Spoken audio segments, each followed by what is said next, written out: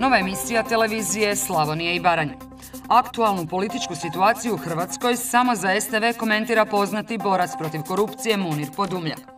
Uz ostalo pogledajte što je Podumljak kazao o aferi HAC. Zašto se kod prve istrage, kod prve prijave recimo o kriminalu u HAC-u, jer to nije od juče, nije išlo u dubinsku istragu, nije išlo detektirati svi tijekovi novca Hrvatskih autocesta, pa bi onda spriječili štete koje su u ovom trenutku deseci miliona i stotine miliona kuna, ali u stvari kad bi ih ukupno sagledali u posljednjih 10 godina, one se penju na više desetaka milijardi kuna, što je jedna šokantna, vjerojatno, spoznaja za hrvatske građane i koja bi u ovom trenutku riješila sve naše probleme sa proračunskim deficitom.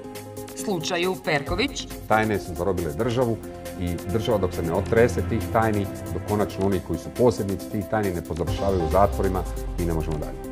Ali i o raspisivanju referenduma u ime obitelji. Da smo spremni raspisati referendum recimo za ograničavanje prava određenih osoba, pogotovo manjina, u tom se slučaju radi o seksualnim manjinama, ali da nismo spremni raspisati referendum i skupiti potpise da bi vratili vlastiti novac koji je pokraden od strane nekakvih mafijaša i političara.